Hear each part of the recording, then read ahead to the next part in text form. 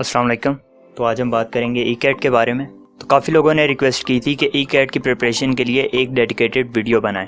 तो आज की इस वीडियो में मैं आपको बताऊंगा कि ई कैट की प्रिपरेशन कैसे करनी है, उसके लिए आपका टाइम टेबल क्या होना चाहिए और कुछ जनरल टिप्स मैं आपको दूंगा। स्टेप नंबर 1, अपने घर में ऐसी जगह ढूंढें जहाँ पर कोई आपको डिस्टर्ब ना कर सके।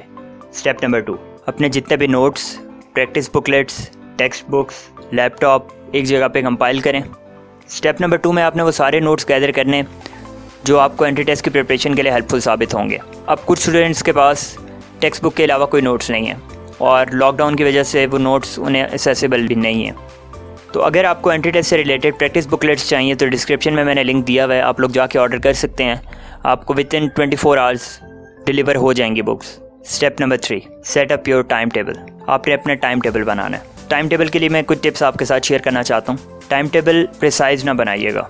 मेरी रिकमेंडेशन है कि आप दिन में 3 स्लॉट्स ढूंढें 3-3 घंटे के, और उन स्लॉट्स में आप सब्जेक्ट्स डिवाइड कर लें। अब ये स्लॉट्स आप अपनी मर्ज़ी से भी चूज़ कर सकते हैं। स्क्रीन पे आपको रिकमेंडेड स्लॉट्स नज़र आ रहे होंगे, इनमें से आप अपनी मर्ज़ी से कोई भी 3 स्लॉट चूज़ कर लें। एक स्लॉट आपने मैथ्स को देना है, एक स्लॉट फिज़िक्स को देना है और एक स्लॉट आपने केमिस्ट्री और इंग्लिश को देना है। अब हम अपना टाइम डिवाइड करते हैं। हमारे पास ऑलमोस्ट 4 वीक्स हैं। अगर हम लास्ट वीक को रिवीजन के लिए छोड़ दें तो पीछे हमारे पास 3 वीक्स बचेंगे। अब उन 3 वीक्स में हमारे पास 7 दिन हैं। उनमें से संडे को हम रिवीजन के लिए छोड़ देते हैं और बाकी 6 वीक डेज़ में हम प्रिपरेशन करेंगे।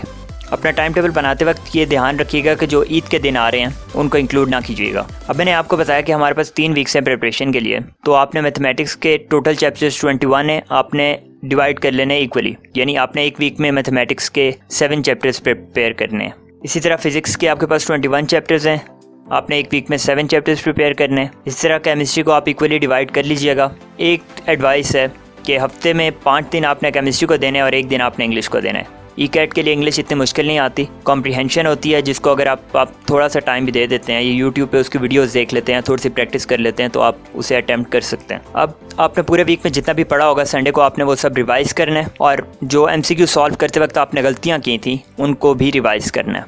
अब जो हमारे पास वीक 4 है उसमें हमने रिवीजन और मॉक टेस्ट वगैरह देने, पास्ट पेपर सॉल्व करने, और अगर कोई फ्रेंड वगैरह अकेडमी जाता है तो उसके जो FLPs हैं वो सॉल्व करने हैं और अपनी जो शॉर्ट कमिंग्स हैं उनको ओवरकम करना है। अब सब्जेक्ट वाइज प्रिपरेशन में अगर आपको कोई इशू हो रहा है तो मैं डिस्क्रिप्शन में लिंक दे दूंगा। मेरी एक प्लेलिस्ट है गाइडेंस फॉर गैप ईयर, उसमें मैंने सब्जेक्ट वाइज बताया कि आपने प्रिपरेशन कैसे करनी है, क्योंकि हर सब्जेक्ट की प्रिपरेशन डिफरेंट तरीके से होती है। तो अगर आपने वो वीडियोज़ अभी तक नहीं देखी तो ऊपर आई के बटन पर भी शो हो रही होंगी और नीचे डिस्क्रिप्शन में भी मैं लिंक डाल दूँगा, आप लोग देख सकते हैं। अब ये कुछ जनरल टिप्स हैं जो मैं आपको देना चाहता हूँ। नंबर 1, मिनिमम 7 आवर की स्लीप आपने अपनी इंश्योर करनी है। एडवाइस नंबर 2, आपने अपनी डाइट का ख्याल रखना है। एडवाइस नंबर 3, आपने मोटिवेटेड रहना है।